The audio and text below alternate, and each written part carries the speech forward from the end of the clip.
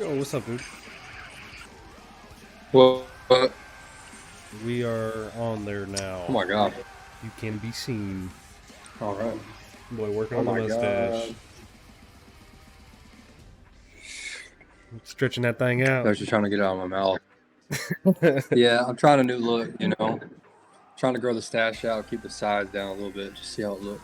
No, I feel you, bro. Keep the ends sharp, get them nice and long. You look like that motherfucker off of Tombstone. I can't remember what his name is. Doc Oh Holliday. my god. There you go. Dude, I I've had my I always have my mustache. When I grow my beard out, I always have my mustache like really long, and then longest I can get it is like right past my eyebrow. Oh, really? I It's just can't. I can't grow facial hair, bro. yeah, it's I got a redneck patch. I can't grow my shit at all. Even my mustache. I'll grow my mustache out. I just look like a fucking pedophile, dude. Like I can't. It doesn't work at all. I like when I shave down, like I do this thing where like I try different styles and wait until I'm like all at the same length. And if I do a goatee, it is a absolute no for just a goatee. It is an absolute no. Yeah, I had this one guy, man, where I worked. I saw him walk up, and he had that Doc Holliday stash. It was exactly like it.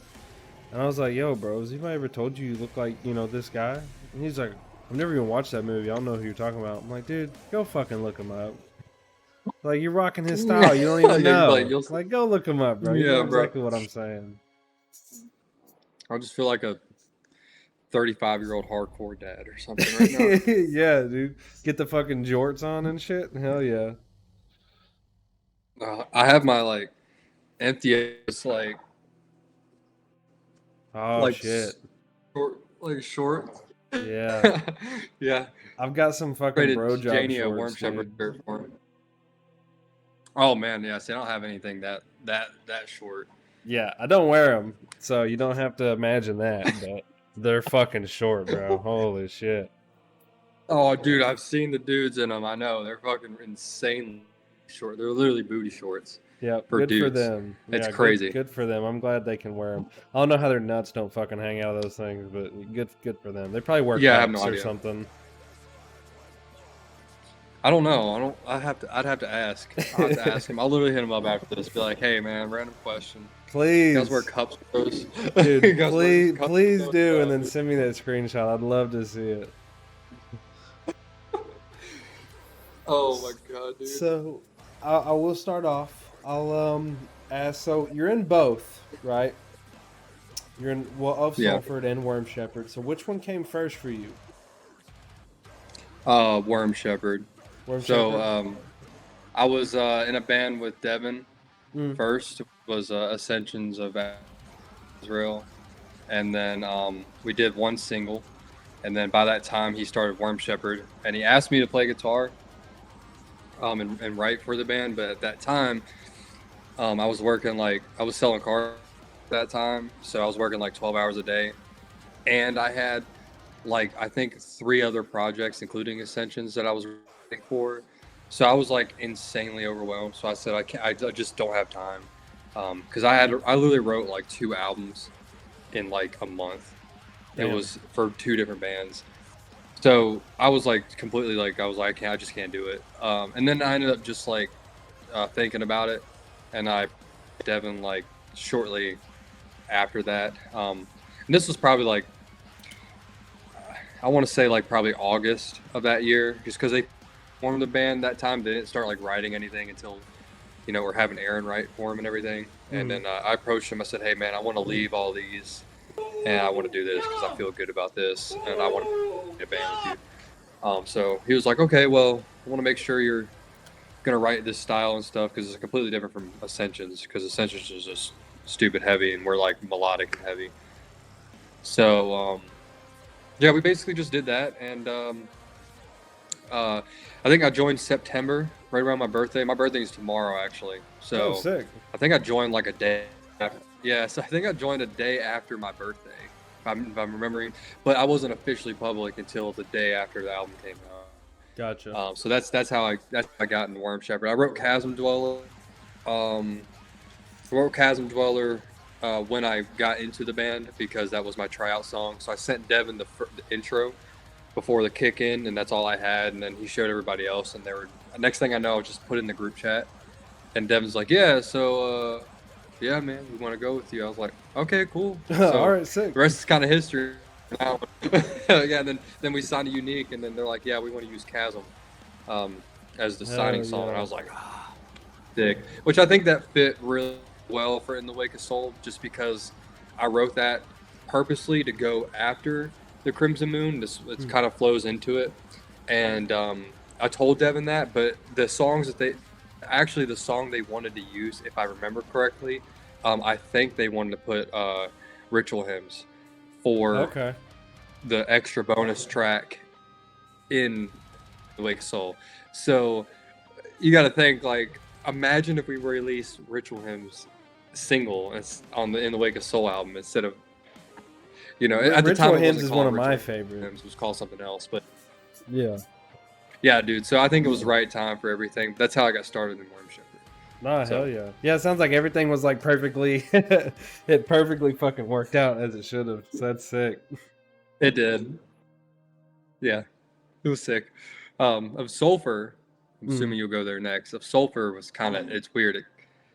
They all tie in together. I met them on the Signs of the Swarm tour we did, and that was both of our first tours. They were only on 4 days, but I was like a super big fan of Ricky, so I was flipping out because I've known about Ricky since I was 16 in high school. I found him around the same time I found like Suicide Silence and Mitch Lucker. Like, I used to always watch their like tattoo videos and stuff, so I came across Ricky, and then I followed him from there. And so I was super excited about that. And then I met him I met them the first day of that tour was Come and Take It in Texas. And I love that venue. And we all hit it off super well. And it didn't come up until this last November. Maddie left the band, and they were like looking. I just kind of put it out there to Chase. I said, hey, man, if you guys ever need a fill-in, because I'm not touring right now, for future tours, just let me know. I'd be more than happy to do that if you guys want, if you don't find a member. Yeah, just put it out there. Already, yeah, just putting it out there. They, I think they were already, if I remember correctly, they were already talking about me as the option, like they wanted.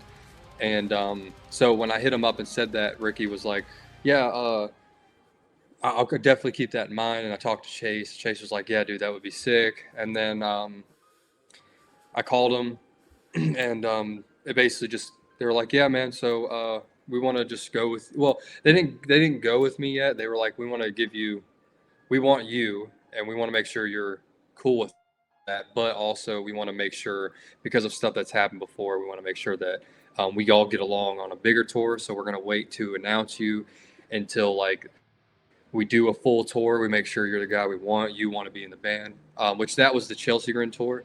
I did the Sirius XM. Yeah, I did the Sirius XM show with them, and then the Bleeding Through shows too as well.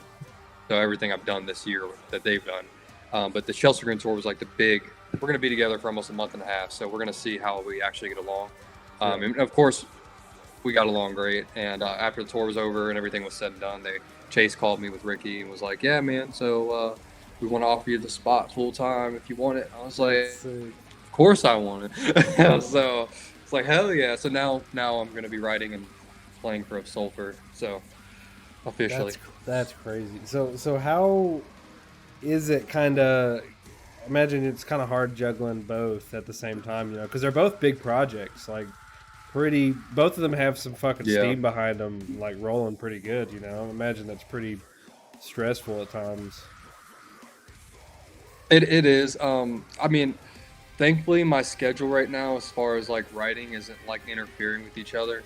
Like I was, we're not, obviously Of Sulfur just released an album, so Chase is writing a little bit, but it's not like, okay, we're in full on writing mode for, their second album. It's not like that right now. So like what I'm doing is I'm taking that time to focus everything into Worm Shepherd that I need to, before like focusing everything. Cause like I said, I've done both before, and it's just overwhelming when you got this song's for this, now I got to try to write for this. So I took that into consideration when I joined. But you know, my ultimate goal is to be like Chris Wiseman. I actually saw a Reddit, some dude said that I have like Chris Wiseman type of writing or like or vibes or something like that, and that was like the ultimate compliment for me because I want to have Yeah. my currents, I want to have my intent. So I do right now. But I'm taking this time, like I took the time to write the EP, polish that off, and then in between that, and as of right now, of course, I'm writing for album 3 for Worm Shepherd. So all of my attention and focus is going into that album right now. That's So I sick. got about like 2-3 songs on that. So I'm definitely excited. Yeah, no, that's exciting as fuck. Definitely busy as shit. Is it something that's like, are you kind of able to do it full time, both of these, or do you also have a job that you work on the side as well, or? Yeah, I do work. Actually, I work at a Best Buy. Oh, sick. I work part time while I'm not touring, so I can have some extra income too as well. And they're cool with me touring, really any time I need to. So it, That's it good. it's a very laid back job. I don't think all jobs are like that. Luckily, I got a job that I mean, my brothers worked there. From where I'm from here, so I moved back. I got kind of in with them, and they've already given them a briefing of like what I was going to be doing. Yeah, So when I was hired, they already knew like what was going on. So sick. it's cool. I mean, hopefully, like if the touring picks up, which I'm hoping for, regardless, like year round. Well, not I guess year round for me, but like full time touring, which is like usually about 6 to 7 months out of the year. If that happens, I won't work because I'll be making my income from that. So, Yeah, and you'll be but plenty fucking busy with that shit. it yeah. So I'm, I'm already busy as it is, but it's one of those things where I can right now I can balance it very well. So Yeah, no, that's sick, dude. That's a big fucking opportunity too. That like not a lot of people get to be in two of these bands that are both like. I wouldn't say I don't think they're technically like equal size, but in my mind they are equal size. Like they're both pretty well known, good dude, first groups. You know what I'm saying?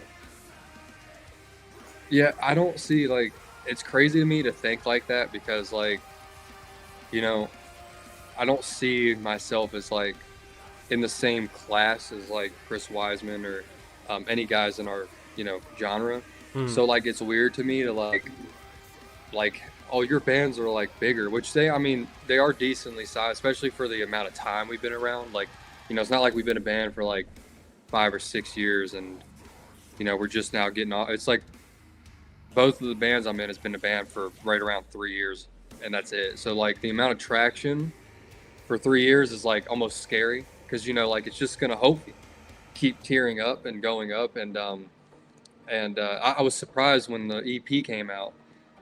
We jumped from 21 on Spotify. We jumped from 21,000 some odd, and then about I think it was 3 or 4 days after the EP was out for Worm Shepherd, we jumped all the way up to 85. That was Damn, our peak. that's crazy, I dude. was like, dude, that's insane. So, yeah, definitely the label was super happy about that, and we were of course really happy because everybody was sharing us and stuff. So I'm very appreciative. Yeah, So no, that's badass, dude. Yeah, you guys have gotten a lot of fucking traction, which is scary, because like that makes me think about like, oh, how's it going yeah, to be juggling both bands, especially like album after album? It's just going to get fucking intense, dude. So better man than me. yep, I couldn't do that yep. shit, bro. I'd get overwhelmed as hell. It is a lot sometimes, but I always think about just the reason I do it is because I just love music, and so this is all I ever wanted to do since I picked up guitar when I was 14. So that's why it's like so surreal to me when I'm Yeah. like at shows and stuff, and people are wearing my band shirts.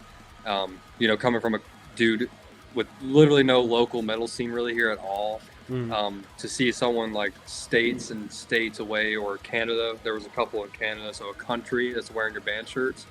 It's like, ah, man, thank you. It's like, what Yeah, the hell? it's pretty badass, So, dude. What's yeah. what is this is a question I was curious about. Favorite song for you, and you could either give both bands credit and pick one song from both, or you can pick one to trump them all Yeah. and see where it comes from. Um, well, as this material that's out, my favorite song is definitely "The Dying Heaven." Oh, Um, word. Okay. I took a lot of the Lorna one. Um, I'll dive into why I say that in a little bit, but that's like that one because of like melodicness. Um, and of course I got a solo, so I wanted to, do that. Yeah, you gotta have your But solo, I bro. just like how it turned out. I just loved how it turned out, like symphonically, feeling wise and stuff. I think I got a lot of the feelings that I wanted to get out into that song successfully. So I think the Frozen Lake is the most well-rounded song. I think it has literally every aspect because the Dying Heavens has heavier aspects, but it's more of like a melancholy feel. It has like melancholy, bust your face, orchestral break, bust your face. Like it has like the whole journey. Yeah. But my overall favorite is definitely the Dying Heavens. The second one, almost tied for it, would be the Broken Earth, and that was an original album three cycle song. So you still got a taste of what original album three was. Yeah. Everything else was new. I do love Earthen the most, and of Sulfur. That's my favorite song to play. I So like Earthen a lot. yeah, Very meaningful Sulfur had song. appearance on. Yeah, it is. It was hard to make it through that music video. That's for sure. Yeah. We did. I'm gonna reply to verified. Yeah. Go ahead. We did have an appearance on Garza podcast. Yes, we did. Garza podcast. And I am on that one. That was really fun meeting him. That was really fun meeting him, dude. I've not even heard of the Garza podcast. Yeah, Chris Garza from Suicide has his own podcast, and he we were out right before doing the Bleeding Through shows, and we were out there, and he had us on the podcast talking about their new album, and everything, and then I was introduced kind of around that time, so it was really cool meeting him. Yeah. Now he's a homie. He's such a nice dude. So it's so sick. Everyone's sick. Nice in the scene. It's a breath of fresh air. Yeah, dude. Like that's what I've noticed. Everybody's super like, and everybody says it like, "Oh, you're not gonna have a better community than the metal community." That's the truest fucking shit ever. Like, never in terms of just the members and the people that play the music. You know what I'm saying? So yeah, and that kind of goes into my next question is like relationships. Like I've seen that metal communities just like that, right? Everybody knows each other. Everybody knows people you wouldn't think they'd ever know. So like, who do you think is the biggest influence or biggest like person or band that you've gotten to have like a relationship with or talk to that you never thought you'd be able to talk to before because of you being in music now? I would probably say Chelsea Grin, because when I was back in the last Warped Tour that happened, so I think that was 2018 or 19, I can't remember. I think it was 18. I told Tom this story when I met him the first day of tour. Well, I met him again, but officially like got to talk to him because, they had a signing for stuff, so I was getting my CD signed and then got to talk to him, but it was really quick. And I told him, I said, man, I hope one day I get to do this, and I hope one day I get to tour with you. And I remember him telling me, he's like, man, you could do anything you set your mind to, because Tom's like a super, like, I wouldn't say he's spiritual, but he's really an out thinker. So, he's like, you whatever you want to put in this world, you can manifest it, and that's all on you. And then when I met him, I told a story about how we met and how it was just surreal to me that I was, years later, I'm on tour with him, and he was like, yeah, man, see, we met each other at that time. You manifested what your destiny was, and now we're here. And I was like, and they're just so nice, man. Like, it's just crazy, like, being on their tour bus with them. I'm not a partier, so I don't party with them and stuff. And, like, getting to meet Steven, and that was a guitar player that was super sick because I love his style. I love his influence on especially the new stuff. So I think with them, it's probably my biggest like inspiration story for who I've literally grown up listening to from when I was like 15 to now, and getting to meet them, and then it kind of full circle. I mean, obviously meeting like Garza, meeting Ricky, and now being in a band Ricky, that's kind of like the same scenario, but like Yeah. to me that's crazy. It's like now Ricky's like Ricky calls me Uncle Trey to his kids, so like it's just like now we're Yeah. like brothers.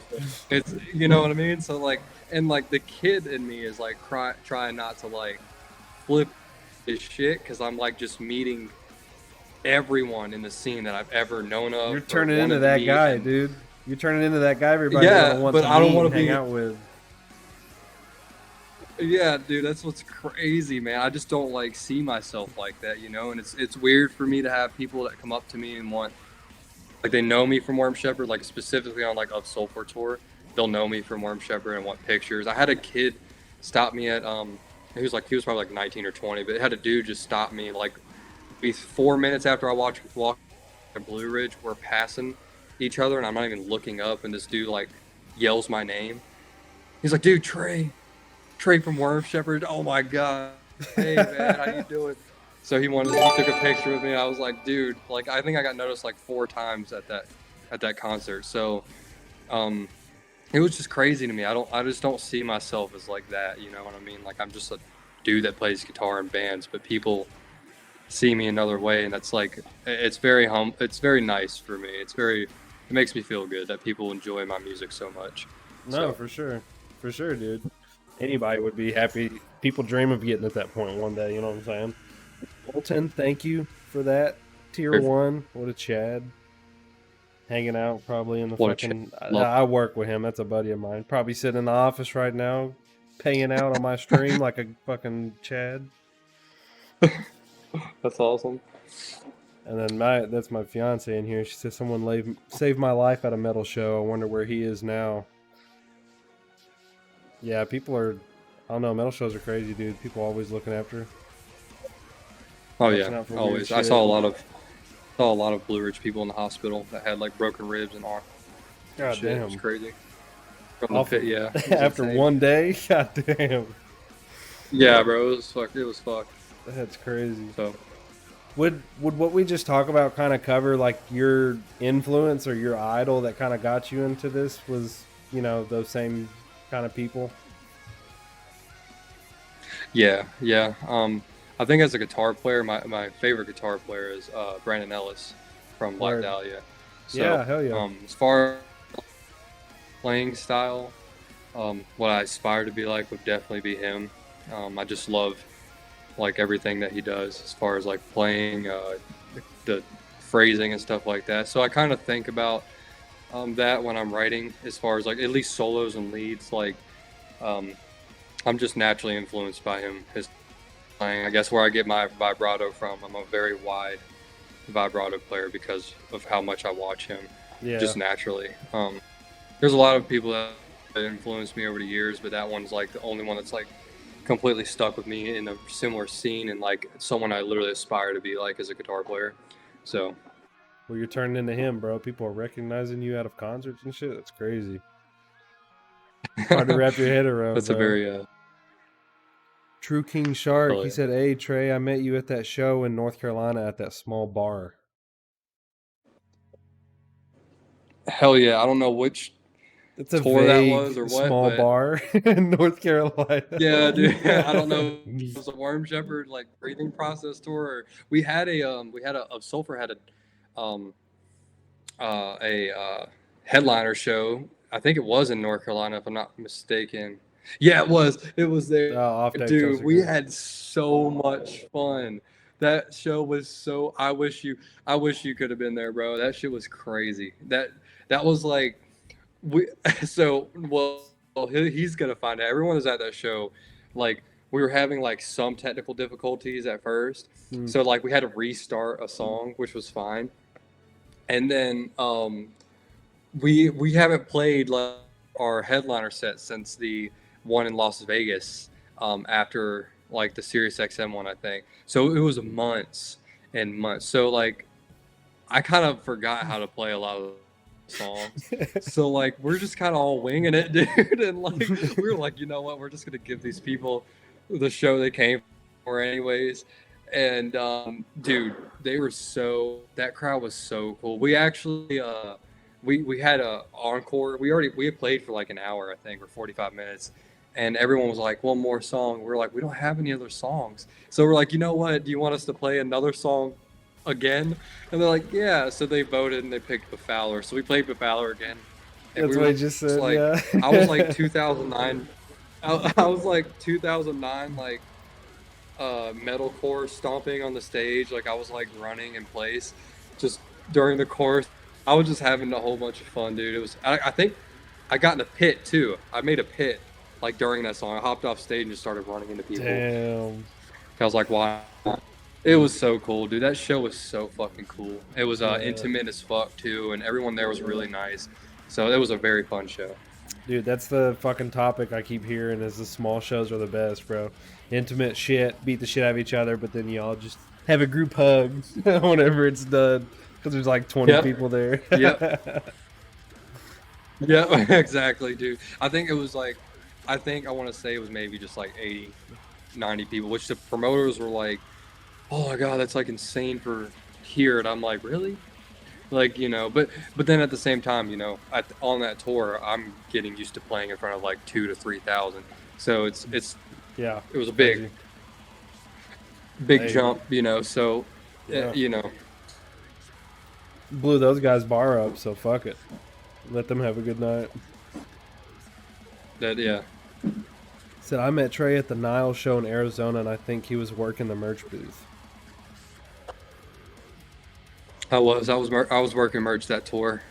I was a Man. full-time merch guy. Yeah, the merch. I wasn't playing on boy. stage. I was at merch. I had that was a stressful job. That was insane. That was my first time doing merch, and it was stressful, dude. Like doing the keeping up on the ordering and stuff while I'm trying to like. There was days where like I wanted to change my strings, but I couldn't because I had no time. By the time we got to the venue and I had to get set up and reorganize and stuff, I was like, ah, dude, I hope my strings don't break on me. Especially in Texas, there was a curse that was broke on the Chelsea Grin tour. Every time I was in Texas for tour, my strings would break. Like Jesus. it was the first time. The first time I had my strings on there for like 4 days. Signs of the Swarm, 2 strings broke, and then it was the top. It was the top 2 strings too. So Oh shit. That's my rough. 7th and my 6th string. Yeah, so I had to play everything, and what I ended up doing was I hit my octave pedal, and that I was using for Worm Shepherd, and I played everything in octave higher. So I had to transpose everything in my head to play everything the chord octaves higher. It was so dumb. And then Texas on Traders. I think it was the second to last show or something, or it might have been the last show, but great show. Second song, we only played 4. It was Wretchedness. My A string breaks. That was great. So Damn. now I have not even the lowest thing that I need. So that same thing, I had to play Chalice of Rebirth with no low string, which the main riff Is using impossible. that.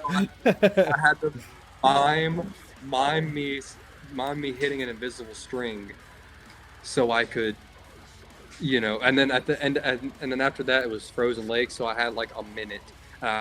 Ran off stage, got my A string, put it back on, and just twisted it. And as soon as I got to my Kemper to tune, I hear, dun, and it's about to kick in. And I'm like, fuck. So I'm sitting there like, okay, so I'm just chugging, not even the right notes. And I took my in-ear out, and I'm tuning to the note that I know E is. And then I'm like, okay, cool. And people were just like going crazy in the front row. It was crazy. Yeah, fuck It was it. Tune it while hilarious. you're playing it out. Everyone Dude. was, I mean, yeah, I wasn't gonna we didn't use backing tracks for that. Like, well, guitar backing tracks in Worm Shepherd. So like, I was the only guitar player. So if I wasn't playing, there was nothing playing. So I was like, I have to Damn. play. Yeah, So, no pressure. Fuck it, whatever. It's it all sounds the same when it's that low, anyways, right? Yeah, of course. Yeah, duh. Everybody knows Yeah, that. you Fuck. know who's in it. Yeah, it was definitely an experience, man. Good curse to break though. you That's know, fucking rough. Yeah, it was.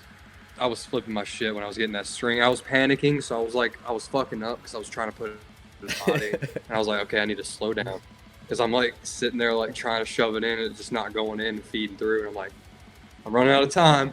So it was nice though.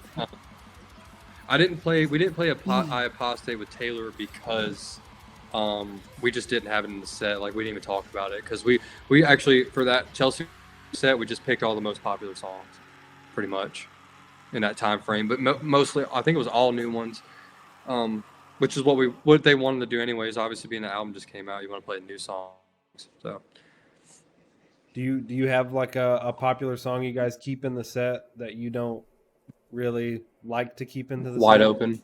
Wide Open. Wide Yeah. Open. I love It Wide is a Open. Don't good get me one. wrong, but It is a good one, but I holy understand. shit, do I hate playing it? I just don't like. I don't know, man. Like Earthen is fun because I get to play the leads. Me and Ding.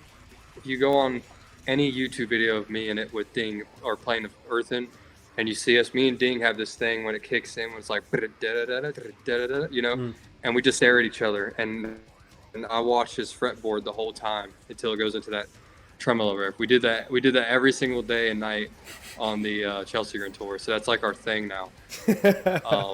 I love playing that song. I love playing Befowler, even though it's insanely hard to play, honestly. That fast riff. It's just constant triplets and string skipping, alternate picking. So like my forearm at the end of it's already sore. It's such a so good like song, going but into yeah, the it rest sounds of the set, so fucking hard to play, dude. Like I'm glad I'm it is a at drummer. that speed. I couldn't do that shit. No, at that speed, it's too. It's. I'm like, oh, we have to play this song, don't we? So I think on the next tours though, we're definitely gonna play some of those other ones like I Apostate. Hopefully, we'll play Unraveling. That would be really cool. That would be sick. True King said, "What's it like working with Ricky?" Oh, Ricky is just a teddy bear. I love him. Big old I love teddy Ricky bear. so much, man. He's such a nice dude. He's such a nice dude, man. And it's still surreal to me. Still, like that I'm in a band with him, and that like we have such a good relationship, and I'm very thankful, I'm very grateful that he liked me that much to want just me in the band, so but he's very easy to work with as far as working with him. I mean, me, he's really easy to work with. Touring with is like everyone, just like every band will know this. You tour, everyone has bad days. So as far as bad days go, it's just like anybody, just leave him be. He's easy to work with his bad days. So like nothing like stand out to where obviously it is wrong. It's just he's just easy to get along with, man. That's what I love about him. He's super nice too. So yeah, he looks like he'd rip your fucking head off, but he seems like a really good guy. Oh, he definitely. Yeah. I've seen him do it. I've literally seen him, actually on our Signs tour, there was a bar in Texas, Corpus Christi, and I just went to go piss, and everything was fine. I come out, and I see Ricky with a bloody nose and trying to kill this dude, and there's like 5 people trying to hold him back.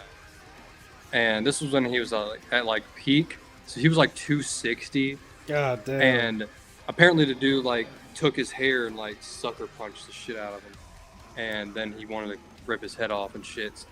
So, damn, let him lose. Yeah, I've bro. seen that, and I was like, yeah, I'm not gonna get in the middle of that.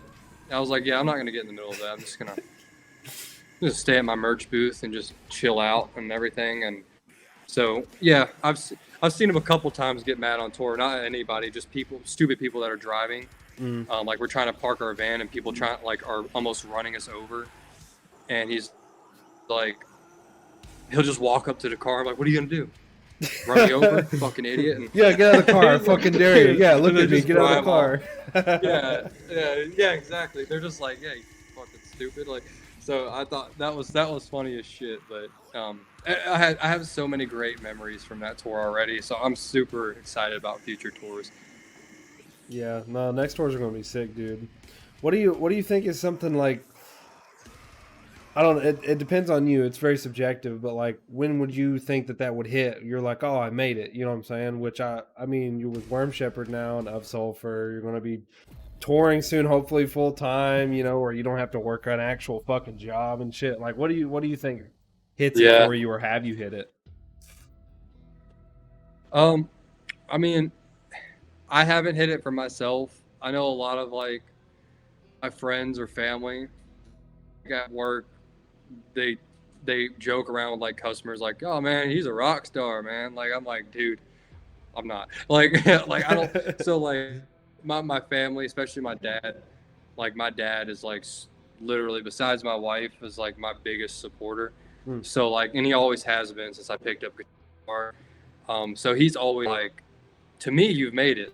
Like you're just like Kiss and all that. Like you're doing what you want to do and you're playing music in front of thousands of people. Like I don't know how that gets any more making it than that. And I guess like when I think about it, there are aspects and ways that I have made it to a specific level. You know, like even I don't think like obviously I'm fortunate enough to where like there's bands that we meet on tour that are local bands that are just trying to tour anywhere, even locally, and just can't because it's so expensive. And then getting signed to a label, funding your own tour and merch, like that shit's like super expensive, and then not getting paid because you're probably at that level you're not going to get paid. And if you do get paid to play for being that small of a band or whatever, depending on the package you're opening, if you're just doing your own like local hometown tour shows that's like within like a 50-mile radius around, you're probably not getting paid at all. So you have to have all that. I've never had to really worry about that, and I'm fortunate enough to that because my bands have just that I've been a part of have just taken off. And by the time Worm Shepherd started touring, we go on tour. We're signed to Unique Leader Records, and then we're going on tour with Signs of the Swarm. So it's kind of like, okay, well, like to me at that point, to me it was making it.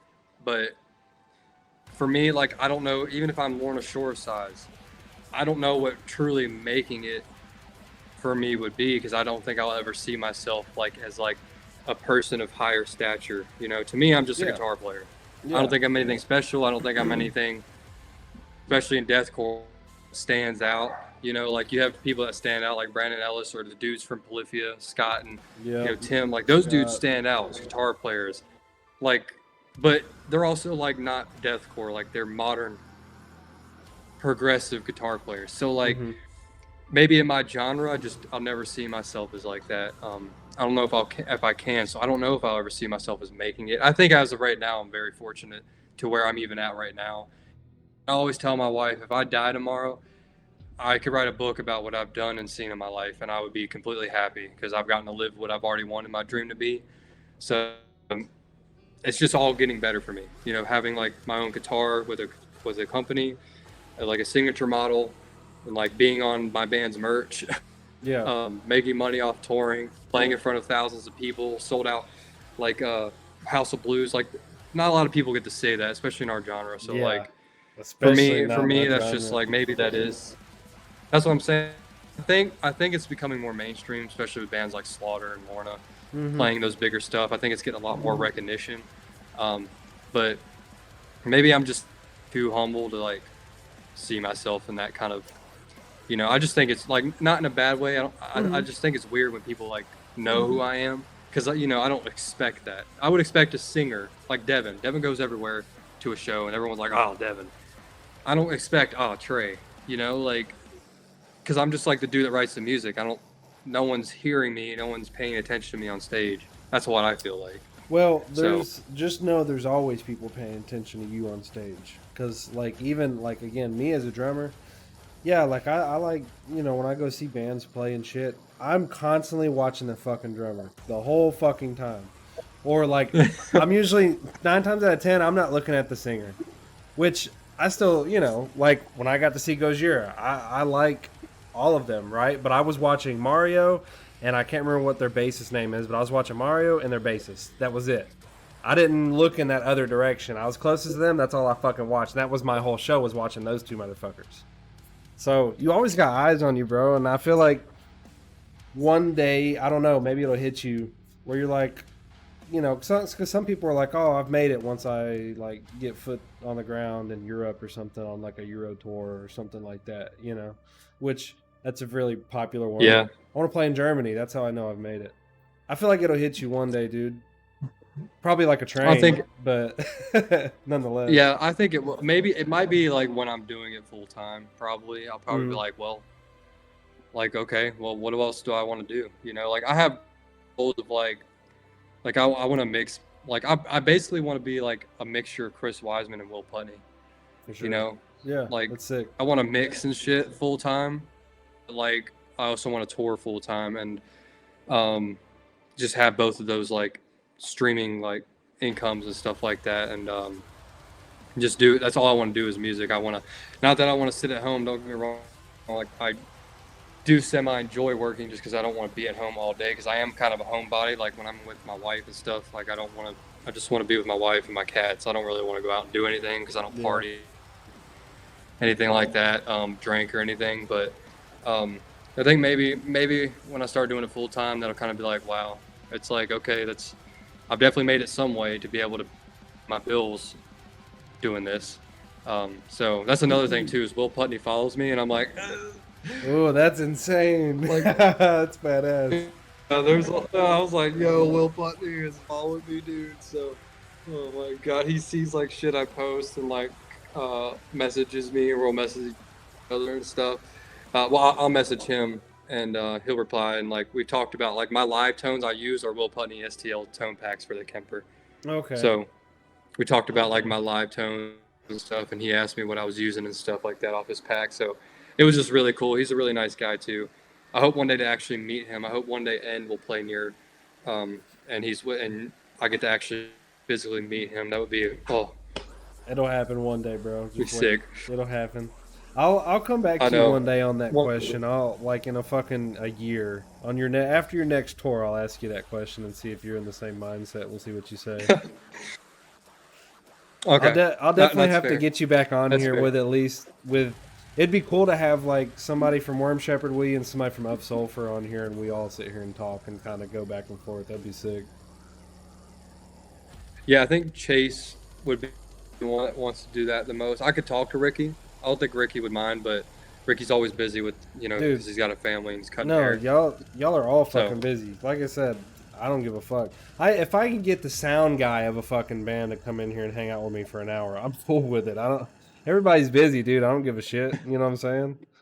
That's why I try to get your PayPal so people can donate so that you don't do this for free, which I can't guarantee, but I try. It is what it is. So speaking of, there's your plug, everybody. Donate. His PayPal's in the fucking chat. Click on it. It's up top. It's pinned. Please. Thanks. Send him It's my love. birthday tomorrow. I just want to buy a game. Give him a birthday gift, bro. Let him buy a game. Let him buy fucking Starfield, bro. Send him $70. Oh, dude, I would actually know if someone here. How about this? Someone buys me an Xbox, I'll play Starfield. I don't have Xbox. I'm a PlayStation dude. If somebody buys me an Xbox, I'll play. Yeah, okay. Yeah, if you get a fucking Xbox from being on my stream, you gotta come back all the fucking time. I swear to God. Oh my god! Dude, you better get Ricky and his whole fucking bro. family. I just get a notification on my phone, bro. Just like $500 PayPal. You got $500. Oh, okay, thanks. Sick. I'll head to the store.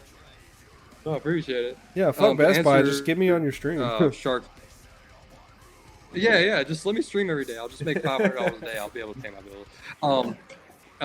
I am getting another Rampel. Actually, having one built for me right now is my backup guitar.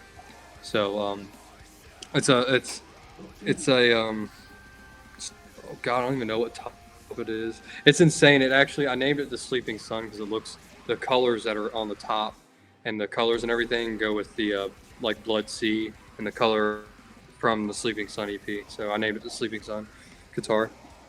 Sleeping Sun. Alex Norris 52 says my man Trey. Alex is the dude that did the drums for the EP. Oh, word. How big is Trey, your man Alex? Big enough for you to send him money for an Xbox so he can play Starfield? How does that sound? Sound like a deal? That would sound like a deal. Send an extra 100 and I'll take a cut. Yeah. He said, I'm a broke 18-year-old. Alex, I feel that. We're all broke. I'm a broke 25-year-old. I'll cheers to that. Yeah, I'll cheers to that one. Oh my god. Broke 23. It's okay. I don't think there's any way to not be broke now, so I just gotta have to accept it. Yeah, that's why I'm like, oh, you're in two bands? Yeah, literally you're good. Yeah, no. It's like I paid so many credit cards off, or almost. Well, I paid a couple credit cards off and like half of the other ones on after the Chelsea Grand Tour, and still have a whole bunch of debt. Like it's just it's not easy to get ahead nowadays, especially as a musician. It's like just to Yeah. go on tour, it's like, okay, I have to have money to pay bills, and then I have to wait until after tour's done to get paid. Yeah. So Fucking sucks. you're waiting a whole month, you know? Credit cards can become a curse. Yeah, that's why I tried not to like get a credit card until just recently. And then once you get it, it's so easy. You max that bitch out almost immediately because you actually needed to use it. And you're like, oh well, fuck. Yeah, that's what's unfortunate about the credit card stuff. You know, like you get stuck in that charging it or debt, and then it's hard to get out of it because you're playing catch up because you have all this shit that ends up happening. Like we're gonna pay off this credit card that we had, and then my wife is in the hospital for almost a week, so and we have to recoup from Blue Ridge and wait for a refund on that whenever the hell that's gonna happen. Yeah, so if now it we're fucking does. Sketchy ass thousands of dollars that we didn't expect to be, you know. So like, you're like, well, shit, thanks, life, appreciate it. Yeah, this shit's crazy. Yeah, she is. She's all good. Yeah, my wife's great. My wife's actually there on the couch right over there. She chilling, having a good time. Hello. That's how I felt too, bro. Life kicks you when you're fucking down, dude. I bought a new car. My old car was fucking up. I bought a new one for like $3 or $4 grand, and then a month after I had it, needed a new fucking transmission, and I haven't had it for a month and a half. It's like $4 grand, dude. Fucking sucks. Yeah, you just bought the car again, dude. That's fucking stupid, man. That's yeah. So that's that credit card time. Yeah, credit card. That's fucked up. I'm sorry to hear that. That sucks. Hey man, it's life. That's why I'm doing this shit. This is where you get your joy. Don't worry about that bullshit. Just file bankruptcy and move to Brazil and you'll be fine. We'll see how that goes. Yeah. That's what we're gonna do. We're just gonna say fuck it and just I'll move to Norway. That's where I want to move anyways. Oh dude, we've been looking, me and her, we want to move, dude, so bad. We don't want to stay here, and we've been looking in like Norway or Sweden or something up there. Cold as fuck. My wife's aunt but lives in Sweden. Oh word. Yeah, she loves it there. She said it's literally nothing like it here, which is like exactly what I want to hear. So definitely one day it's in the cards. So I mean, if I had the money now, I'd just fuck it up and leave and do that. But unfortunately, the money to get there is a lot. Plus, being in a band is kind of like plane ticket would be a lot probably. So also, it is what it is right now. Just know if you ever move the country, if you don't fucking denounce your citizenship, you still get federally taxed every year from the U.S. if you don't denounce your citizenship. I don't know if you knew that. It's fucked. That's fucked. No, I did not know that. You have to completely drop your citizenship to not get federally taxed every year, even if you don't live in the U.S. We're the only one of two countries that does that in the world. What a surprise, right? Well, we're like the only country that has actual credit, like this line of credit, which is dumb. Yeah, like, I know. Oh, you want to buy something? Hopefully you have credit. It's like, bro, what do you mean? What do you mean? Yeah, fuck that. Like, what's fucked up is like if you stole my identity and there was hardcore proof that you did that, oh well, it looks like you're just gonna have to start over. Oh, like, never mind. Oh, wait. You're telling me you can't. Sorry, go ahead. He asked a question, I answered it, and I didn't realize this. What the fuck? What is it? He said, okay, so he said, you know, what's the other country? I looked it up. So the U.S., and then the other country is Eritrea? The fuck is Eritrea? I don't even know what that is. I don't know where that is. Oh, it's East Africa. I'm like, okay. Oh, God. So basically, we're the only country to do that. Major country. Yeah, I was like, who lives in East Africa? But okay. I've never even heard of Eritrea, bro. What the yeah, fuck? That's yeah, I've never heard of that either. Yeah. So sorry, don't mean to So piss on your dreams, but you know it sucks. I want to be able to work in a small coffee shop and be able to pay my bills. that's yeah, that's for what I real. want, dude. Fuck this shit. Yeah, that would be great. Snatch of Hams, what's up, homie? How's it going, dude? Appreciate you hanging out. So we're at an hour. We got a little bit longer. So if you don't think that you had decided to, and this, you know, you might have been focusing on music your whole fucking life, but say you weren't, what do you think you would have done? What other career path do you think you would have followed besides music? Um, well, I'm a naturally good salesman. I know that. So I probably would have been stuck selling cars. Mm-hmm. Um, or there was a point, you know. Of course, my overall goal was to be in music, and I've always had a feeling I would make it. Ironically, make it. Like at least be in a band. Like I always had a feeling that I was going to get signed Mm-hmm. or be a part of a band that was going to be bigger. I don't know. Um, so that's why it's surreal to me that it's happened or happening.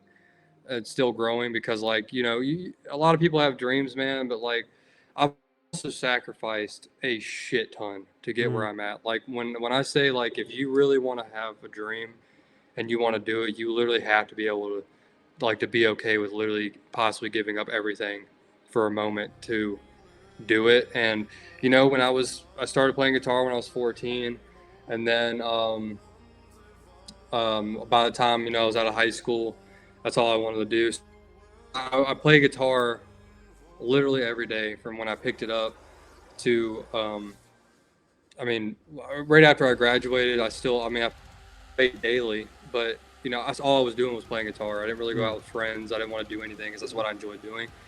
Um, but when I got into my adult life, obviously being a adult, you have to work and not spend as much time on your craft. So um, to do that, I quit a lot of jobs to benefit from being able to do that Mm-hmm. more. Or obviously, the most recent was I was selling cars, and when I was selling cars back in like 2019, I was actually looking at going to school to be an architect, Okay. and so I probably would have been.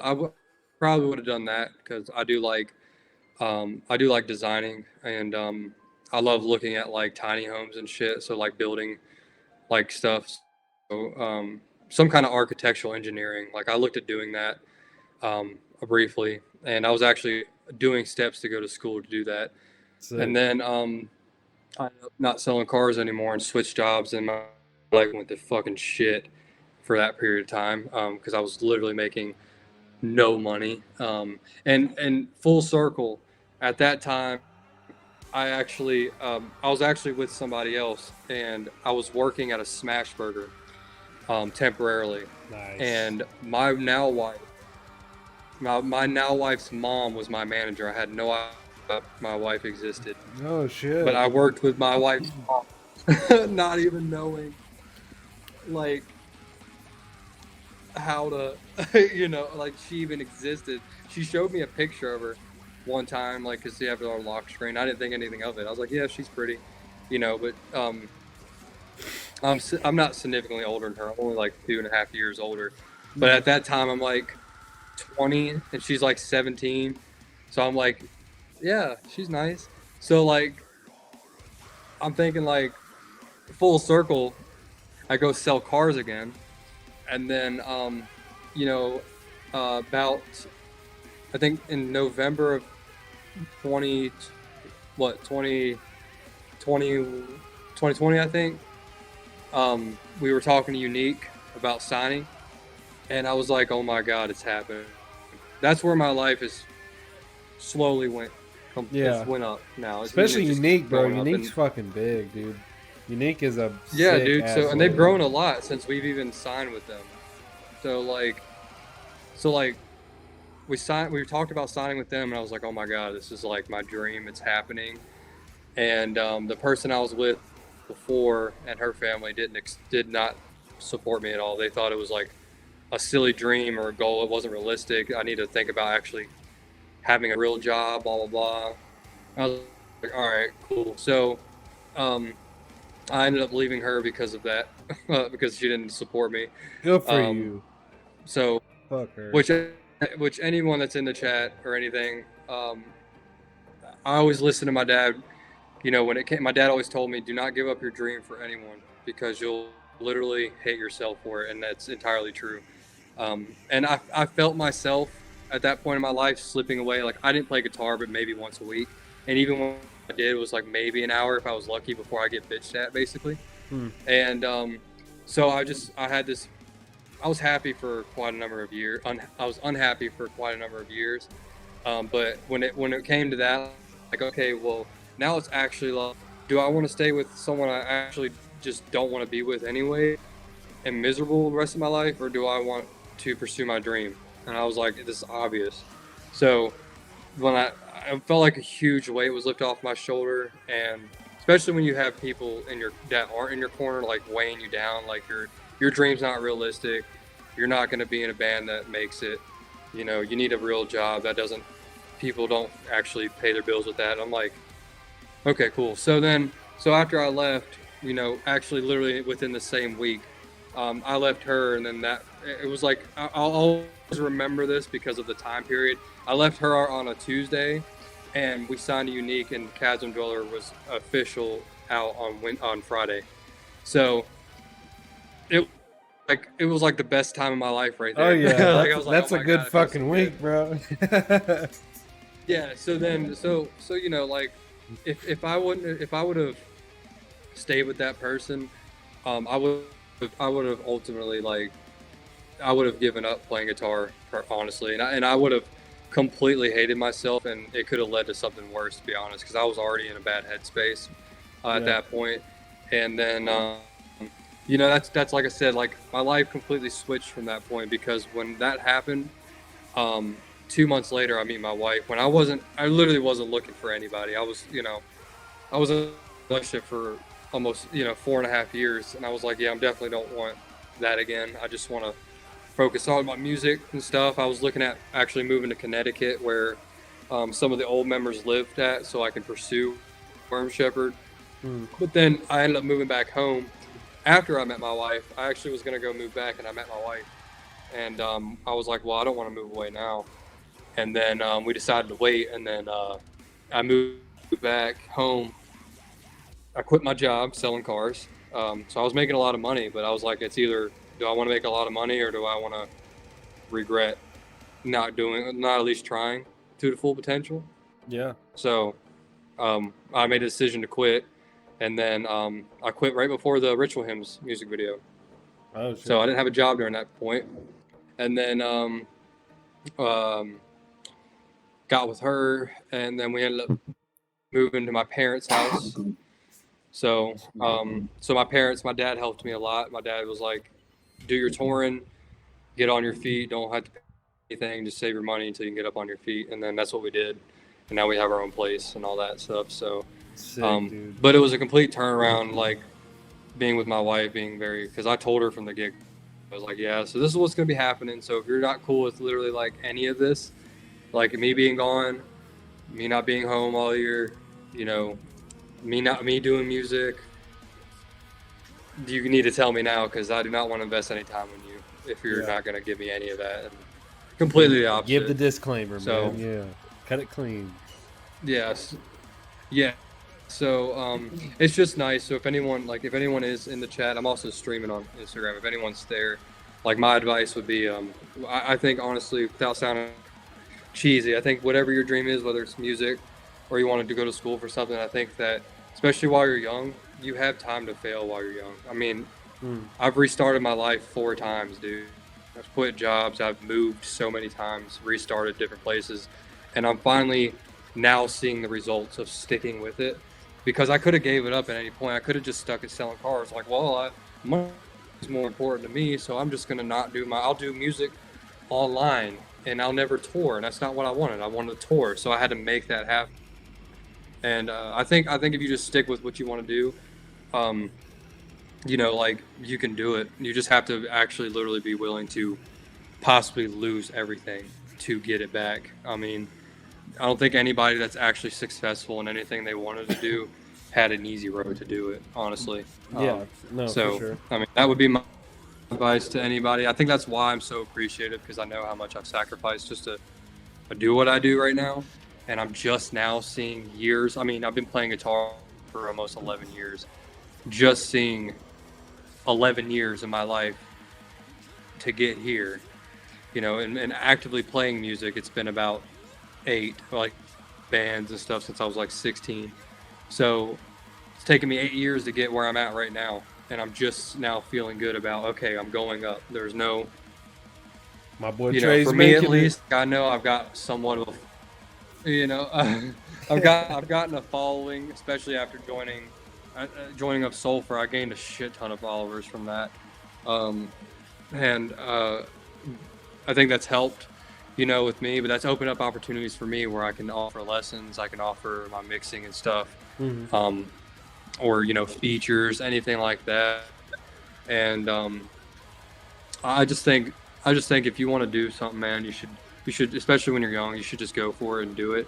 That's why I gave Alex, I wanted to give Alex a chance to do drums, because we could have had Null do the drums, which he actually did the Frozen Lake 2 drums. But we could have had Null do the drums for the whole album. It would have just been easy.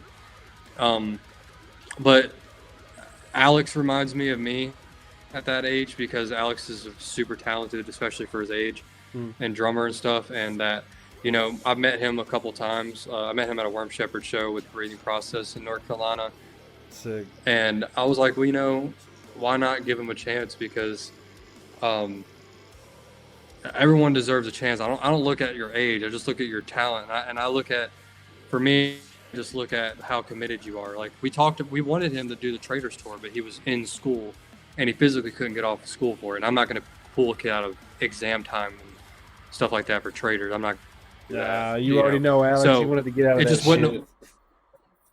No, he did, man. But I talked about it with his mom, and, you know, I just told her, like, you know, I want to give him the chance because I know how committed he is and how much he wants to do music. So I'm trying to use, like, the leverage of the hype of Worm Shepherd to help get his name out there too. And he killed the drums on the album. Everyone says that. I've seen countless comments and stuff about him, you know, doing the drums, like, and they sound crazy and good. And, you know, so that makes me feel good, because, you know, that gives him exposure that I think he deserves. So, I mean, I think that, like for him, I think he should, whether it's with us or a future band, hopefully that will open up his horizon with getting in different bands, or saying, like, say another band in a genre needs a drummer, and he's like submits there, and he's like, I've done drums for Worm Shepherd, and then Worm Shepherd's like a name, and they're like, oh my god, well, we know you can play Worm Shepherd stuff, you can play our stuff or whatever. You know, it's crazy to me, because Tom like told me, he was like, yeah, I knew you from Worm Shepherd, or Devin. I was talking about Devin too, and he said, yeah, Devin. He's like, I was like, oh my god, you know Worm Shepherd? He's like, dude, everyone knows who Worm Shepherd is. I'm like, get the fuck out of here. Get out of here. You got Tom, Chelsea and Tom saying everyone knows who Worm Shepherd is. I'm like, get out of here. Chris Garza on the Garza podcast, you can literally see, like, he says that shit on there. Like, yeah, dude, your band's rad, or something like that. I'm like, you know my band? Like, you know what I'm saying? Like, Yeah, it hits you. You're like, oh it's shit. just weird. It's just weird, man. It's just so weird. But that's the thing, man. That's the happiness and gratification I have of all the years of literally, like, tears and just sacrificing and giving up a shit ton. And that now having what's happening to me is like, it's very I don't even know how to explain it, honestly. It's just very rewarding, I guess. It's a rewarding feeling. So. No, absolutely, dude. Especially got your boy Alex in here now. You got an EP coming out tonight. Plug your EP, Alex. I'm gonna listen to it when it comes out tonight. Okay. Plug it in the chat. I got you. I'll be your first listener. And now I gotta reach out to fucking Garza and ask him about his fucking podcast and see if he has any fucking pointers for me, because I didn't know that he did that at all. So now I have to ask him. If you'll see him post a bunch on his page about, there's clips and stuff. Like, during interviews and stuff, and then they'll hit on Spotify and then the videos on Instagram. Or sorry, videos on YouTube. He posts a video on YouTube. Yeah, I'm gonna have to hit him up. I Satan the El Teltament. Shit's fucking nuts. If you think Worm Shepherd material is nuts, this is crazy on drums. Oh, word. All right, bet. I got you. When does it drop tonight? Tell me. I got you. I'm gonna be your first motherfucker listening to it. All right. So we're kind of wrapping around third base, right? I'm not trying to keep you in here forever. You got your thing going. So, a couple more. All right. One thing that you personally want humanity to come together and accomplish one day as a whole. That could be as big or as small as you want. I think I'm a big person on like just being like, I'm a nice person, so I feel like people, especially nowadays, I think people get super angry at literally anything, and honestly, like, I wish social media wasn't such a driving force in like how people operate, because I think it's honestly, I tell people this all the time. If I wasn't in bands, I wouldn't be on social media. It's just toxic. And you know, for a lot of different aspects, you see stuff on there you don't want to see. You got people on there like influencers that are telling you that you need to look like this, you need to do this to be successful, and selling you on like bullshit programs that or just make them. If you're 20 and you haven't hit your first million, you need to do this and like point to some yeah car like, salesman. But you know, yeah. So like, I hope one day people can just realize like how dumb we're being as humans right now, and then get back to somewhat normal, to where like, you know, even back to like when, or like 2012, 2014 period, you know, like I feel like that 2016 period was like, I don't know if it's just because I'm an adult now and I see the world differently, but to me that was like a peak period for me. Like I don't feel like anyone had real worries. You know, economy was stable, but not like inflated as fuck. Yeah. You know, like, and you know, like I think everything's just blown out of proportion now. I hope one day people realize the effects of what we're doing, and we actually do something about it. But I think overall, I think people should be kinder to each other. I don't think violence or being angry is the answer. You know, I'm not a violent person at all, because that's why I'm just soft-spoken, because like there's no use in like screaming at someone when they're upset with you, because like it does nothing for either one for the conversation. So like when people ever get mad at me or call me names, I just laugh because I think it's pathetic. So yeah, it's like, funny when like they get mad. Yeah, and then they get more mad, and it's just like, all right, man. Well, I mean, you can keep getting mad, but I'm chill. So like, you getting more mad is not doing anything for me. So like that, and then most of the time it kills off because you're getting a response. So people just kind of, okay, I'm not getting the response I'm looking for, so I'm just gonna stop because now I look like an idiot. So I think people just need to be kind, man, and stop focusing on fucking social media for everything. It's just stupid, you know. Like, especially for, it's not. I don't think it's just for women, but I think women do experience somewhat a lot worse on social media, as far as like having like celebrities look up to, like how they should look and everything like that. And I feel like a lot of girls and women like base how they're feeling off of what they're seeing off someone else.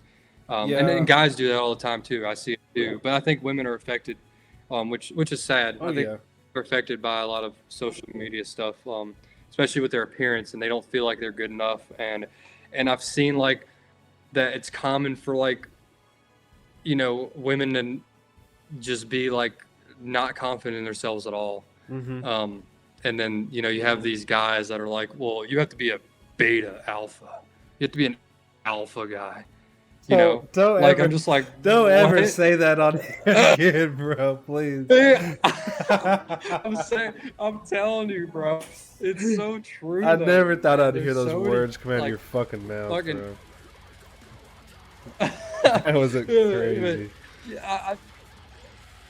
Dude, I feel like it's true though, man. You have so many dudes like that are like, It is. you know, but Andrew be the Taters and shit. Alex, be the alpha. Be the alpha. You need to be. So like, like your 10 steps to success start here. So I got a it's just Bugatti, and he's not even overall, British. Where does the accent come yeah, from? What the fuck? yeah. I've got a Bugatti, A and I'm 19 Bugatti. years old, and I day trade. It's like, all right, bro. All right, you're 19. You're not even old enough to buy a house. Let's waste your dad's money. Let's just chill. So, Like, shut up, bro. Yeah, Listen to the El Teltman. I think people should just be overall. After saying everything, I think people just need to be more considerate of other people. People need to be people, feelings, and prices need to go down. Please, please, dude. Yes, please. Ridiculous. It's I'm fucking dying. ridiculous. I'm dying over here, man. Yeah, it's ridiculous. I took out a loan to buy these fucking Pringles, dude. This shit's crazy. Yeah, for real. Money go down, move go up. Yeah. Money go down, move go up. All right. What was? All right, hit me with another one. So I asked this to every band, is a question that no matter how stupid it is, for the next band, right? Or for the next musician that's on here. So I'll get your question in a second, but the question that was asked last night from Casket Robbery, top 5 gas stations ranked on tour. Oh boy, man. All right, I'm probably gonna get some heat for this. But oh God, not controversial gas station. 7-Eleven is my number one, and I'll tell you why Sheetz isn't, because I live where there's a Sheetz. Mm-hmm. I'm used to Sheetz food. I don't think it's anything special. So a lot of my bandmates that don't have Sheetz are like, "Oh my God, we gotta go to Sheetz." I'm like, "Fuck." I don't have Sheetz. Good. I'll tell you why number one for me is 7-Eleven is because of the burger dogs, like the meat dogs that they have. They have like dogs that are like literally like they're just like hamburger, or at least I think it's hamburger. I don't know, but it's hamburger, and it's a hot dog, and their coffee. I love their French vanilla iced coffee. It's just super smooth, even though it like literally tears my fucking stomach up so bad. That creamer's killer, bro. Yeah, so 7-Eleven's number one, Sheetz. Oh boy. I like Buc-ee's. I'll put Buc-ee's as number 3. Okay. I just don't like. I got the hype out of it when I first went there on signs, and then the food's decent. Mm-hmm. For me, decent. I'm not a picky eater, but I think that their pudding is like super fucking good, even though it's like store-bought shit. But I think a lot of the hype for Buc-ee's is just because it's Buc-ee's. Yeah, but for sure. The food I've had there is good. But that would have to be number 3. Okay. And then 4 and 5, man, I think are just. There was a gas station in Louisiana. I think it was a Mapco. Or no, wait. I think it might have been a Fast Lane. I think it's what's called a Fast Lane or something. I don't know. It was kind of a bigger one. Fast Lane or a Quick Trip or some shit. I think it was a Quick Trip because it had like a red around the logo and stuff. I think it was a Quick Trip. So yeah. So they had these double cheeseburgers. Holy fuck, were they so good! I had 2 of them things, dude. I mean, the bun was like actually like a good like it wasn't soggy, and the cheese was like the cheese. It tastes like a fucking high school lunch cheeseburger, and I love that shit. Damn, not gonna lie. Not the high school. So like it was good as fuck. And then probably I would just say like a regular gas station, maybe like an Exxon or something. They typically have like decent snacks or something, depending on the ones you go to.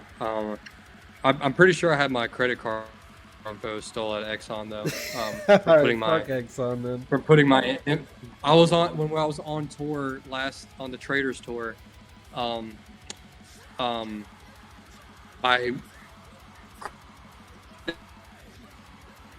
had these charges that weren't actually they were not unapproved because the PIN was wrong, but it's from 2 separate states. And I was like, well, this is weird because this happened the day after I bought something at a gas station. So that boy got skimmed. Yeah, his card. It had to be. It had Had been, yeah. That sucks, dude. No, I mean, Yeah.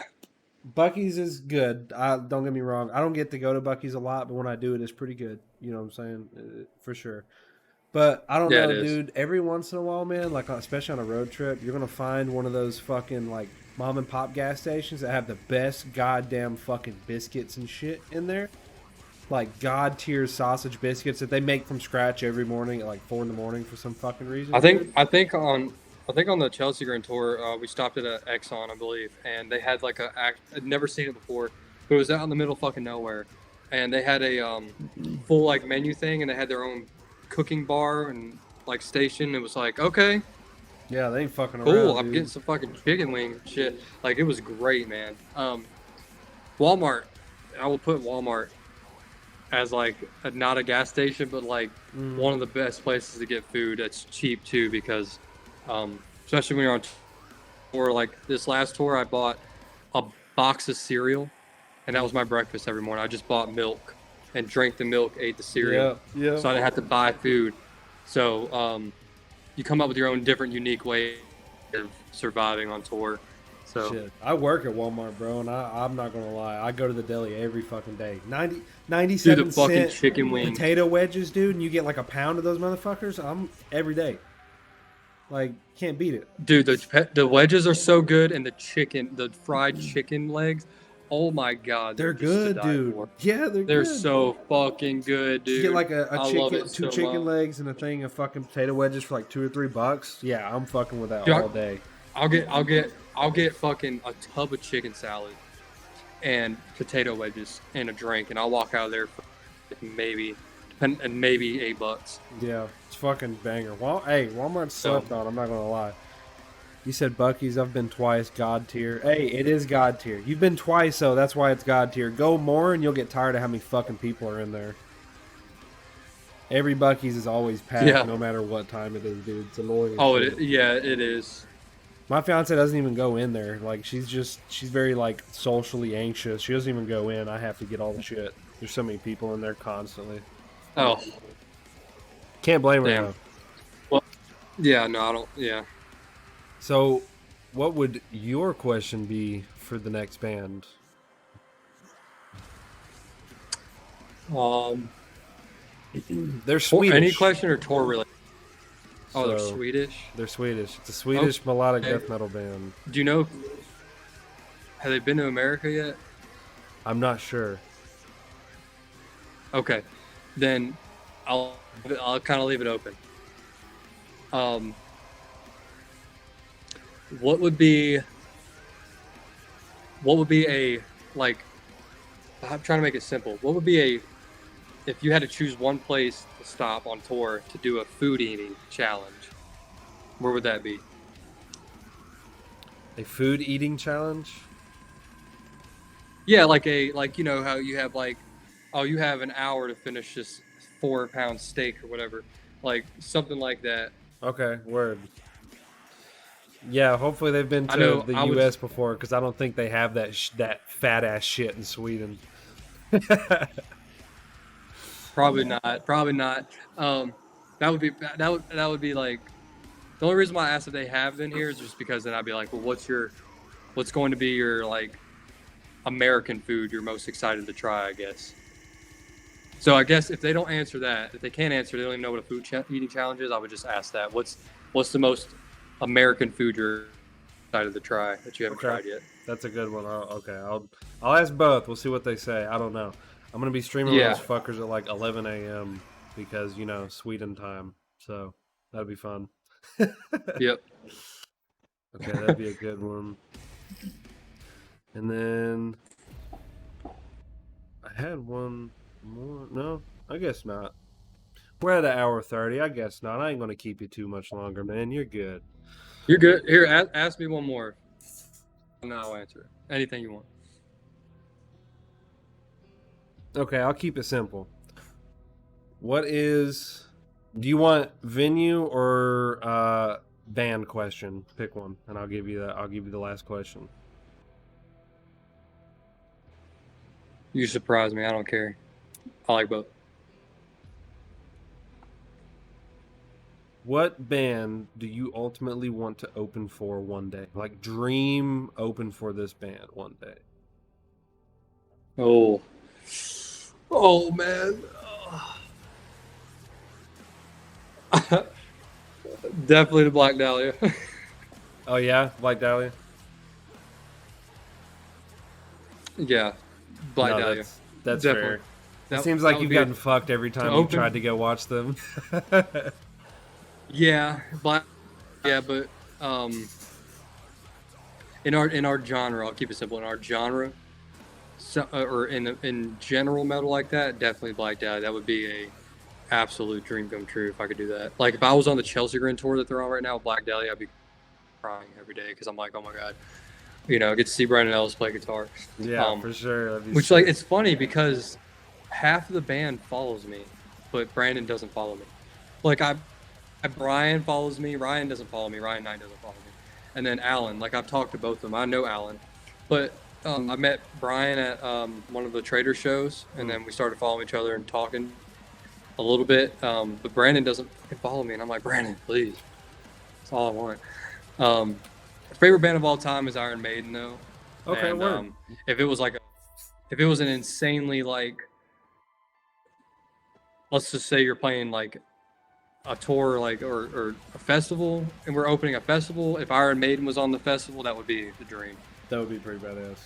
Because I would have my dad there. I would have my dad there somewhere, and we try to find Maiden or go see them side to side or something. So yeah, get your dad to that would watch be you that open would. for Iron Maiden. That'd be insane. Oh my god! I'd be like, what the fuck? He'd be like, what the hell? Your dad would be like, "Well, it's So, no Iron Maiden, but it is my son, so I guess it's okay." Yeah, my dad's so supportive, man. Like he doesn't like the screaming element, but he loves the instrumentals. But he hates the vocals. But he's gone to my first tour before, and he listens to my music even though he knows he's not gonna like the lyrics, and he's always boasting about how proud he is of me and Sick. how he man. always knew I was gonna do something. So my dad's my best friend, man. We love And a when I have a supportive kid dad. one day, I'll definitely be just like that with my kid. I'll definitely raise my kid to tell him just like my dad told me. I can be anything I want to be. Nothing's too ridiculous because obviously, if it was, no one would have ever been. You know what I mean? Mm-hmm. Like, if I would have listened to people, I wouldn't have picked up a guitar because people told me that I sucked when I picked it up. Obviously, because I don't know how to play. Yeah. But you know, that's what dad's for, man. Make So- you get good, or he'll smack you in the fucking back of the head. they're like, "You fucking bitch." Yeah, you fucking suck, man. Come on. Oh, this is a very quick one. A band that you would want to reference to come onto my stream that I can reach out to. Oh man, the breathing process. I had the breathing process on here already. Yeah, you did. Oh yeah, you did. You had Rabbi on there. You're right. I'm ahead of you. I already got you, bro. You motherfucker. Let's see. Who have you not had on here is a question. So I got a couple bands I can think of. They are cool ass dudes. You're right, Alex. He was a chill ass homie. We're just drinking some brewskis, hanging out, talking shit. Rabbi is awesome. And he did it during a hurricane. He's a true So is fucking. everybody. He's a true Chad. Have you had traders on here? No. I've not. Reach out to Steven. Steven runs the traders account.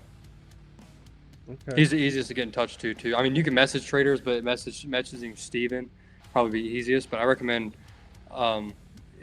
traders would be like off the top of my head a band I can think of that you probably haven't had on, or well, I guess you haven't. So traders, I would recommend maybe. Yeah, I haven't. I think I may have reached out to them already, but haven't heard anything. But okay, now I'll hit up Steven. Crown It's just Guitar. do what? What about Crown Mag? I reached out to Crown Mag too. I ain't heard nothing back, man. I ain't got the following. You know what I'm saying? Once I'm working on getting that blue check mark. I get that blue check mark, maybe it'll look better on me. You know? Man, it's not about the following, man. It's all about the product you produce. Yeah, I just That's all tell it them is. straight up. I tell them just like I tell you. I'm like, yo, this is what I'm doing. We just hang out and talk shit for a couple hours. You know what I'm saying? So It's like, here's who's coming. Here's who's been I think on that my band, my pod, or my stream. You tell me if you want to come up. You know, it is what it is. Be very blunt. well, hopefully you get a response. And actually, um, I know who would probably be down as fuck to do it. You ever heard of Earthside? Yes, actually. Yes. Hit up. His name's Jamie. He's the writer and guitar player of that band. Earthside. He's super cool. I've talked to him a lot. I love that dude. That dude is so nice, and I'm sure he would probably be down as fuck to do that. Okay. Especially because they have an upcoming album coming out later this year. So, yeah, I would definitely hit them up first because they responded to me like immediately, and then he hit me up. Okay. We just shot the shit for days. Yeah, I'll reach out to both yeah, of them. Earthside. I'm a huge fan of those fucking dudes now. They're so good. Yeah, I've listened to them a couple times, but minute. I need to like get more into them. I haven't dove deep into them yet. Dude, Let the Truth Speak is like my song of the year. I love that song. Oh, really? Shit. Okay. Yeah. Fucking 11 minutes long, and it's just a journey. It's amazing. Oh, the 11-minute hitters, bro. Those are crazy. And it doesn't feel like 11 minutes, man. It's crazy. It's progressive. It's got, you know, it's just got everything. I love it. I just can't wait for the album. I really can't. I'm gonna listen to it when we get out of here. I'll reach out to both of them though. I got you, and I'll even tell them. I'll be like, hey, at least watch Trey told me to read. Yes, do that, man. He'll probably we're homies now, so I recommend you as stuff. He'll probably be even more open to doing it, considering I was on it too. But yeah, dude, check out it. The music video helps the 11 minutes go along too, for sure. Okay, I'll watch it after I hop off here. I got you. I'm gonna go get some fucking food. Fuck yeah. Pop a beer open, and I got you. Yep. But I will reach back out to you soon, probably sometime your next tour, and I'll ask you that question, see if your mindset has changed. But I would like to have you back on one day later. Like I'm already booked to fucking November, so it would at least be in a few months. But you get another couple people in here, and we'll just hang out and talk shit. Hell yeah, dude. That'd be awesome. Sick, dude. Well, I appreciate you hanging out, dude, and taking the time. It was super sick. It was kind of a small dream of mine, too, because I've been a big fan of both of those bands. And I was like, oh, Trey, it'd be the best of fucking both worlds to have you on here and talk shit. So I've been looking forward to it for a while. I know we booked this a while back, so thank you so much for hanging out, man. I really, really appreciate it. Yeah, man. Thanks for having me. I really appreciate you being a fan. And send money to him. Thanks for listening. Send it to him. Go follow his Instagram. Go tell him you love him. Alex, send him money right now. Yeah, Alex, send me money or your drum set, either one. Yeah, send him money, and then I'll listen to that drop at midnight tonight. I got you. Oh shit! He just fucking that man hit disconnect real quick. God damn.